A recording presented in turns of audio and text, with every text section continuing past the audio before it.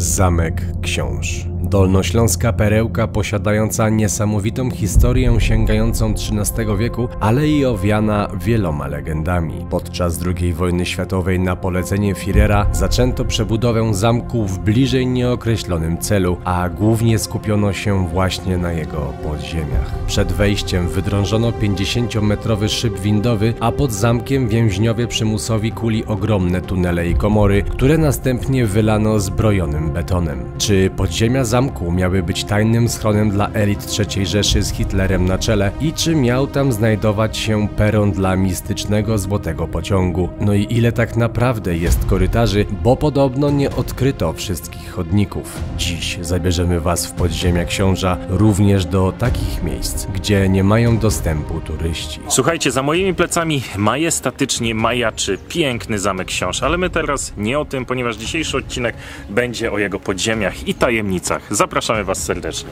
Wchodzimy teraz do podziemnej trasy turystycznej, którą może zobaczyć każdy z Was, ale udamy się też w takie miejsca, które są niedostępne dla turystów, bo musicie wiedzieć, że podziemia Książa są dwa. I jest z nami przewodnik Bogdan, bo jesteśmy po imieniu, bardzo nam miło. Co dzisiaj zobaczymy?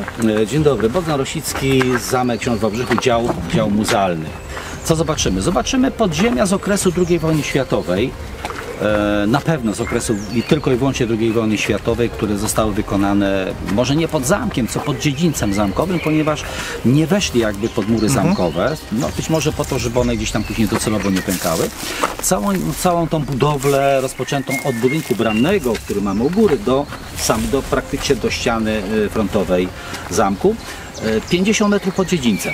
Bo tak możemy jakby te poziomy policzyć i przyjęłaś taka nazwa jakby potoczna, że te podziemia są 50 metrów pod dziedzińcem zamkowym.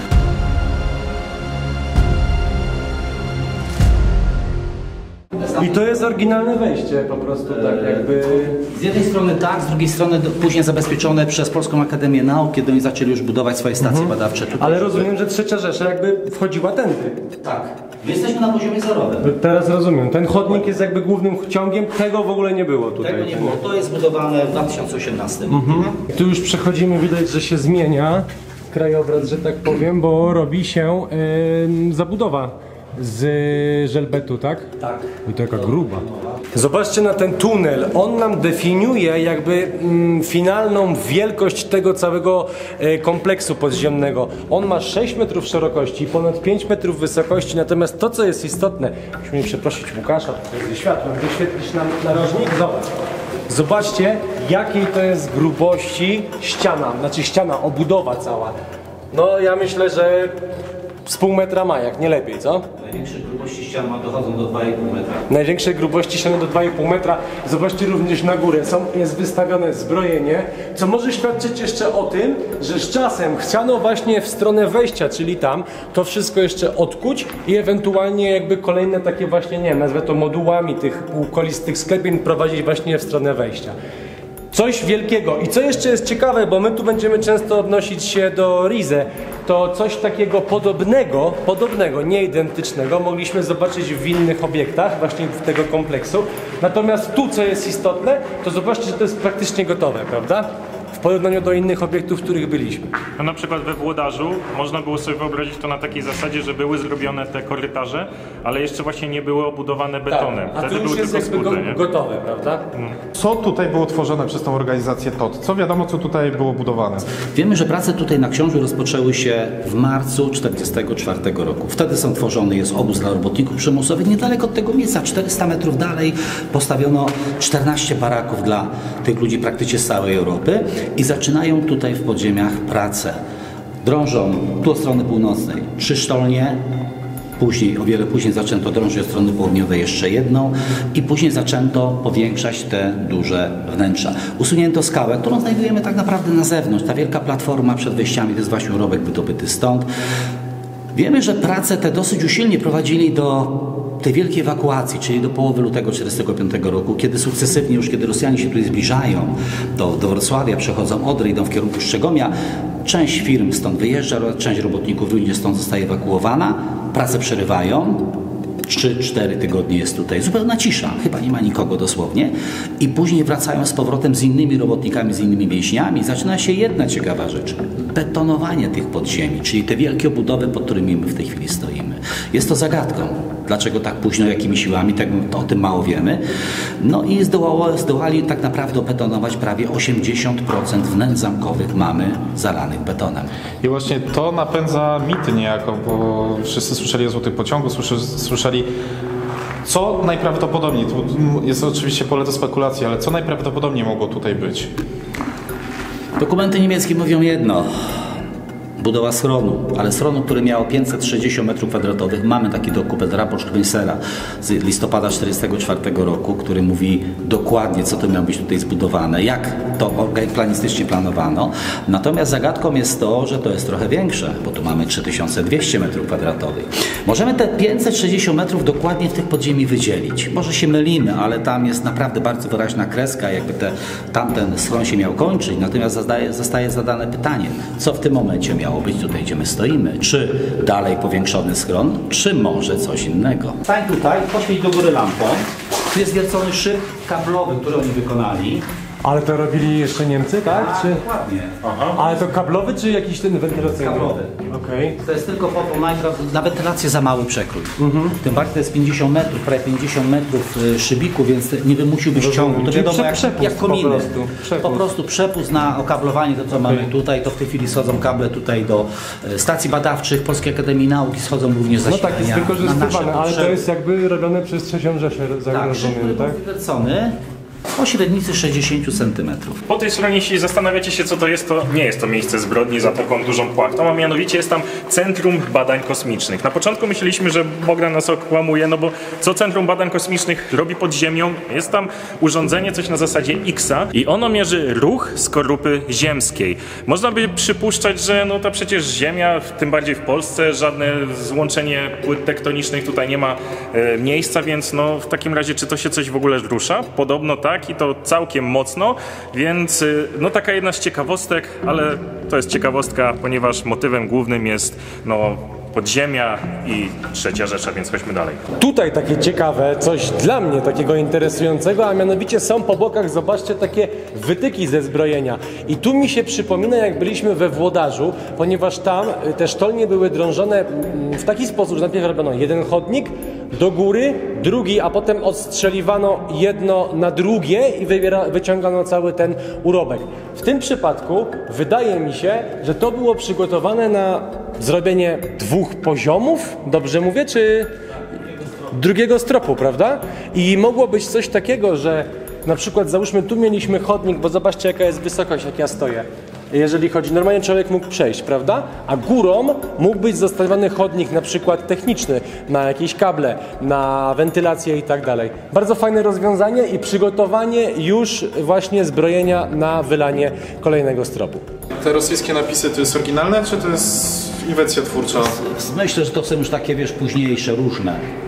To znaczy mam niemieckie napisy i wam pokażę, to znaczy tutaj nie będziemy szukali, bo one są w wielu miejscach, ale to nikt tego na to uwagi nie zwracał. To natomiast, ponieważ te obiekty były penetrowane do lat 70., wchodzili różni. Nawet nie wchodzili, Rosjanie też tu wchodzili, bo tu bytowali na zamku do 1946 roku. Na pewno, czyli mogli tu zaglądać. Zobaczmy na to. Kreseczka, trójkącik. To są punkty wyznaczające jakby niweletę poziomu. Następny znacznik. Tego tu naprawdę mamy dużo, nawet z opisami. A, to są oryginalne, rozumiem, tak? Tak, to jest wykonywane ołówkiem. A to co jest znaczeniu takiego, załóżmy poziom 0, tak?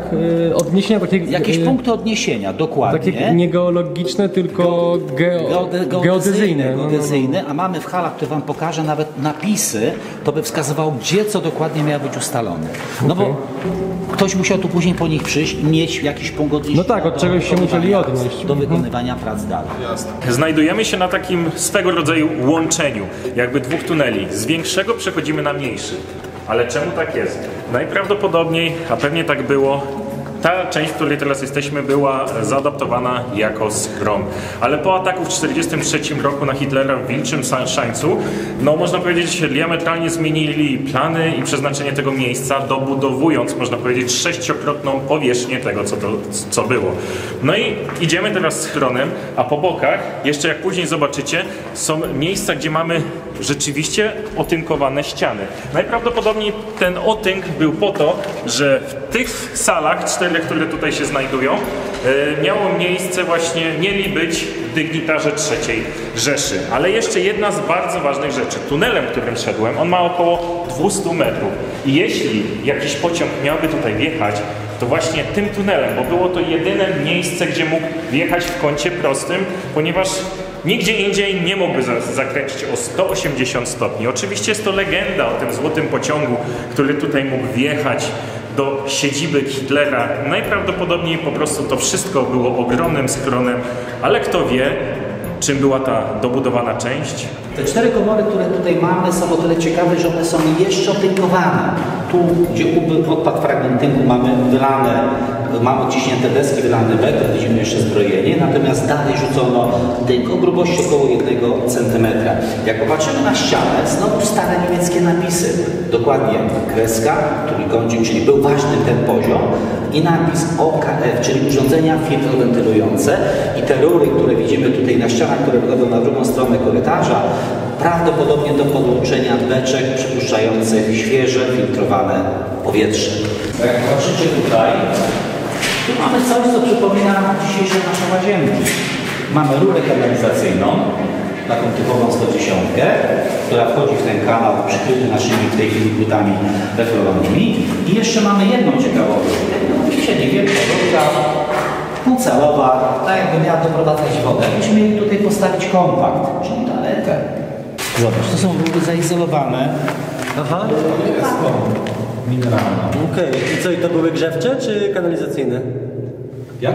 Grzewcze czy kanalizacyjne? Nie, to kanalizacja. Kanalizacja, okej. Jakby było jeszcze następne wejście. Tak. No jest taki trójnik. No dokładnie. I wszystko jest zaizolowane, a tu temperatura nie spada poniżej 0. Wychodzę z jednego z 4 pomieszczeń bocznych i idę właśnie głównym chodnikiem, na którym mógł się zatrzymywać właśnie rzekomy złoty pociąg. To, czym były te boki, to tak do końca nie wiadomo, natomiast to, co wiadomo i to, co właśnie widać, to ta przestrzeń nade mną, gdzie jeszcze, zauważcie, zachowały się oryginalne deskowanie, które nam podtrzymywało całą właśnie tą obudowę. Mam na myśli po prostu taki szalonek do betonu. Natomiast, jeżeli miał być to schron dla najważniejszych dygnitarzy III Rzeszy, to zauważcie jedną rzecz. Ja sobie schron wyobrażałem jako takie jedno duże pomieszczenie. Wchodzimy jakimś długim chodnikiem, tak, w skałę i mamy po prostu wielkie pomieszczenie. Tutaj te wszystkie korytarze są pod kątem prostym. W tym momencie właśnie widzicie animację, w jaki sposób jest to zbudowane. Z czego wynikał właśnie taki układ? Ano z bezpieczeństwa. Jeżeli byśmy dużo osób ulokowali w jednej dużej przestrzeni i tam na przykład coś by się wydarzyło, no to jednocześnie ginie dużo osób. Jeżeli mamy wąskie, ale długie chodniki, to ryzyko mija. Następny temat, tak samo jak na przykład naziści budowali właśnie schrony, ale nie tylko oni. Zobaczcie, że jest dużo kątów prostych. Po pierwsze, jeżeli był jakiś wybuch, fala uderzeniowa rozchodzi się, a nie podąża cały czas tym właśnie długim chodnikiem. Wychodzimy z wejścia do tunelu, który prowadził do szybu windy.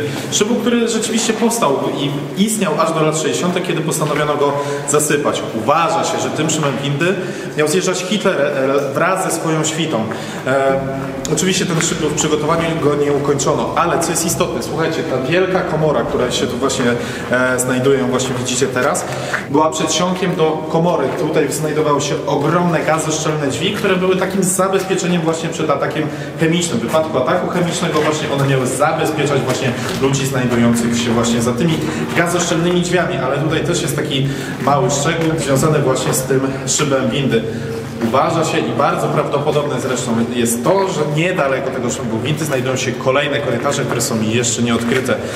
I tutaj jest właśnie to związane z tą wielką, magiczną tajemnicą Zamku Książ, który jest uważany za jedno z najbardziej tajemniczych miejsc nie tylko na Śląsku, ale również w Polsce, ponieważ ile jest tych korytarzy, nie wiadomo i miejmy nadzieję, że kiedyś zostaną jeszcze odkryte. A propos tajemnic i tego, co mówił Łukasz, mamy dla Was coś naprawdę fajnego, a mianowicie 2 i 3 sierpnia na Zamku Książ odbędzie się Festiwal Tajemnic. A żeby było jeszcze fajniej, my na nim będziemy i nawet będziemy przemawiać, ponieważ mamy prelekcję. Prelekcja jest tajemnicą, ale w każdym razie nie tylko dla nas możecie tutaj przyjechać, a mianowicie dla tego wszystkiego, co tutaj będzie, czyli pasjonatów, historyków, naukowców i wszystkiego, co najlepsze. Zapraszamy serdecznie. A nie wiemy, co jest tematem prelekcji, bo jeszcze jej nie przygotowaliśmy. Tak. O, kolejne przejście. Myślałem, że my już kończymy. Ja też to myślałem, że tu już jesteśmy pod dziedzińcem Zamku Książ i to koniec. A tak, jesteśmy już pod dziedzińcem. No tak, bo tutaj masz szyb. To jest ten szyb, co nie? O, w latach 60. został zasypany, co nie? Tak mówi Łukasz. Ale zobaczcie nawet, jak są zrobione te... Zobacz, pod lampki podszalowane, widzisz? Żeby nie było, że na przykład lampa wystaje poniżej stropu i w nią zahaczysz. Tak. To jest zrobiony specjalny otwór, co nie? Ty w ogóle to jest jeszcze drewno tutaj. Tak, to jeszcze jest szalonek. No. Muszę swobodnie czekać, żeby się nie I kolejka wąskotorowa, tak? Pozostało się jedyne tory oryginalne, które tutaj nam się udało jeszcze odnaleźć. W tej komorze bezpieczeństwa, stamtąd nie wyciągaliśmy. No tam by przeszkadzały, dlatego one znalazły się tutaj. Tory o szerokości w rozstawie szyn 60 cm, takie typowe jakie były w Górach Sowich, tak zwana kolejka polowa. Taki segment bierze 4 robotników, jest w stanie przestawić, a buduje ją się w tempie kilkuset metrów tak naprawdę na dobę. Nie pytam, idę, bo tu nie chodzą turyści. Tu nie ma wejścia dla nich, tak. Zaczyna się robić mokro. 5-6 metrów i wyszedł na zewnątrz. Robiliśmy badania. A, tam byśmy przeszli przez jakąś ścianę, tak? To jest tak, również jest nakręcona. A tutaj nie wyjdziemy pod tą restauracją, która jest na dziedzinie? Nie, to najbardziej Nie, wejdziemy w tej chwili pod basztę prochową. Kolejne rysunki pokazujące nam przekrój właśnie tego całego przejścia. I to też jest narysowane ołówkiem i to też jest za czasów właśnie budowy tych podziemi. Natomiast co jest bardzo ciekawe, to jak wyjdziemy stąd i zobaczycie u góry, jest wnęka i w momencie, kiedy te podziemia zostały może odkryte to źle powiedziane, ale zostały powoli udrażniane na ruch turystyczny, to właśnie tamtędy przechodzili. Ale jakby skąd się to wzięło? Prawdopodobnie było tak, że po prostu wykuto za dużą przestrzeń, a jeżeli norma niemiecka mówiła 30 cm zbrojonego betonu, no to tyle wykonano, górę zostawiono. Natomiast z drugiej strony, jak zauważycie, tutaj jest taka zabudowa zrobiona, ponieważ po mojej prawej stronie tam mamy szyb windowy prowadzący właśnie przed wejściem do zamku, natomiast po tej stronie była właśnie klatka schodowa, gdzie można było tą odległość 50 metrów pokonać właśnie pieszo. Obiekt ten robi ogromne wrażenie, ale nie można zapominać o jednej rzeczy, że był wykonywany pracą ludzkich rąk i tutaj pracą katorżniczą i wykonywano przez więźniów pod obozu pracy filii Gross-Rosen, czyli obozu koncentracyjnego. Jeżeli kiedyś przyjechalibyście odwiedzić właśnie to miejsce, zatrzymajcie się tutaj i pomyślcie właśnie o ludziach, którzy niejednokrotnie często oddali życie właśnie pracując w nieludzkich, ciężkich warunkach, a tutaj mamy taką zakątek upamiętniający właśnie pracę ludzi, którzy pracowali w niewolniczych warunkach. Wychodzimy z podziemi, które tak naprawdę może zobaczyć każdy z Was. Ale teraz to, co nas najbardziej interesuje, czyli te podziemia, które już nie są ogólnodostępne. Podziemia, które znajdują się 15 metrów pod dziedzińcem. Chodźcie z nami i zobaczycie coś, czego nie można zobaczyć na co dzień. Tam nie wolno. Albo może i wolno? Wchodzimy tu. Słuchajcie, znajdujemy się w Potocznej 15, czyli do miejsca, gdzie schodzimy 15 metrów pod Zamek Książ. Ale co to za miejsce? Mianowicie po prostu Hitler lubił wychodzić na taras, podziwiać to całe piękno, więc jemu też coś takiego stworzyli. Zaraz tam dojdziemy, a on właśnie tym tunelem mógł wyjść na boczny taras i podziwiać to, co tutaj jest najpiękniejsze, czyli przyrodę. Zobaczcie też, że my jesteśmy w tym momencie pod zamkiem. Tutaj na wprost jest warownia. Widać, że jest wyciągnięty karabin. I co jest istotne? Kolejny układ. Zobaczcie to, co mówiliśmy wcześniej. Litery L. Zakręt, zakręt, Tak. a na wprost co? Karabin. Tam jak wchodzisz, musisz tu wyjść i wychodzisz od razu na ogień, więc no ciężko to sforsować. To jest w ogóle niesamowite, bo tutaj dojścia nie mają turyści. Zapomniałem o tym powiedzieć. Ale nam pozwolono to zobaczyć. I słuchajcie, tak jak tamte były z boku, tak te są właśnie pod zamkiem. Tutaj zobaczcie, właśnie jest ta wartownia. Co, kij się biła? Nie, luz. Patrz, to... A, to jest na granaty? Tak, na granaty. Zrzutnie na granaty i na łuski, co nie? Na łusek, po to, żebyś, wiesz, operując karabinem maszynowym, który wyrzuca ci tu łóżki, nie miał ich pod stopami, więc specjalny rękaw, który wyrzucał je na zewnątrz, a w przypadku zagrożenia odbezpieczony granat na zewnątrz zasuwa. Tu widzę znowu, że ile to ma? Z metr szerokości? No, bez mała, tak. Też i zamki pewnie, Miejsca na pancerne, tak. zamontowanie, ościeżnicy, drzwi. No teraz drzwi wklejamy, wtedy była to zupełnie inna metoda. Były tak zwane wąsy jaskółcze, które rozpierano, zalewano betonem, czyli drzwi pancerne. W tym miejscu zobaczcie, jeszcze widać zbrojenie, są pręty powsadzane. I tutaj znowu zakręca. A, i tu mamy szyb windowy. Dolna stacja windy. Okej. O, to jeszcze tam może O kurde. Wysokości 40 metrów. Wysoko. Cały zamek do 4. piętra. A, czyli mógł od 4. piętra zamku zjechać na dół. Tak, z 4. piętra. Mijał również miejsce, gdzie miał być apartament Hitlera, czyli 1. piętro. Vis-a-vis jego sypialni, wejście również... Czyli Hitler mógł sobie tu ze swojej sypialni praktycznie wyjść, zjechać na dół, przejść bunkrem z ochroną na zewnątrz, znaczy schronem, tak, takim chodnikiem i podziwiać sobie przyrodę. Ale rozumiem, że to nie jest ten sam szyb, bo jeszcze jest drugi szyb, który zjeżdża tam niżej, tak? Czy Tak, ale to też była droga komunikacji do schronu głównego, czyli znowuż tym windą tutaj, gdzie my jesteśmy, w moją prawą stronę kilkadziesiąt metrów do następnej windy i 35 metrów niżej i jest w schronie głównym 50 Tym, co byliśmy na początku tego tam, gdzie odcinka. byliśmy na początku. Taka dosyć ciekawa droga komunikacji. Ale jak w ogóle wymyślone, niesamowite, to po prostu, to są tematy, które rozwalają mi głowę i jakie to było wielkie przedsięwzięcie. Tu jeszcze widzę, są chyba prowadnice stare po windzie. Winda była demontowana w 47 roku. A, czyli windę wstawili? Winda była. Okej. Tu nawet mamy kasety, gdzie były przyciski sterujące do windy. Pozostały widzę jakieś w tym fragmenty ze sterowania. I 47 rok, kiedy no po prostu gdzieś tam się w Polsce sprzedała. Tutaj zamek był ruiną, więc postanowiono o jej likwidacji, wywiezieniu jej stąd. Dalsze korytarze, jeszcze wszędzie widać pozostałości po szalonkach. Ciekawe, czy miało być to tynkowane, czy po prostu zostawione takie surowe.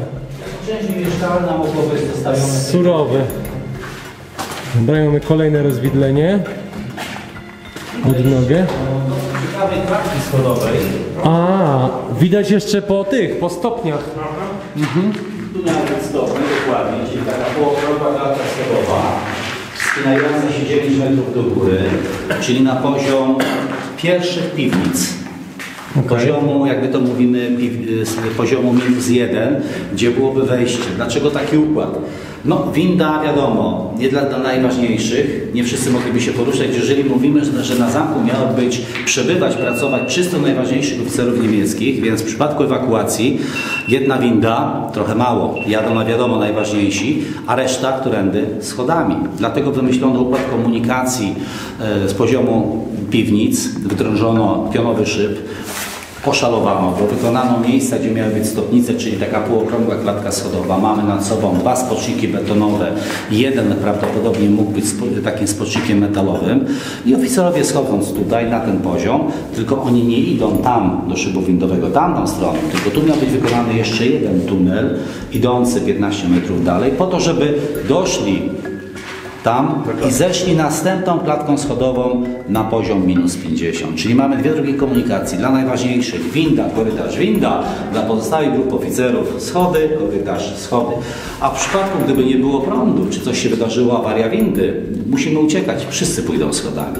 A gdybyśmy poszli w lewo, no to doszlibyśmy do szybu windowego, do tego wielkiego zasypu, lata 60., tam wspominaliśmy na dole. A okej, to jest to miejsce zawalone. I to jest ten szyb, który by się łączył z tym poziomem, co byliśmy wcześniej, tą 50. 50. Rozumiem. Czyli byłoby tak, idziesz jeszcze prosto, jakieś 10 metrów, skręcasz w lewo, otwierają się drzwi szybu windowego, windy, zjeżdżasz na dół i tam wysiadasz. Z 15 na 50 i jesteś w miejscu, w którym byliśmy. I miejscu bardzo bezpiecznym. Też jest tak wymyślone, żeby w razie co kable tędy puszczać łatwiej w tym podcięciu po prostu, czy? Tak. Tym bardziej, że tu miał być popesty, zobacz. A, okej, że to rozumiem. To jest podest. Wysokość posadzki byłaby tutaj po prostu.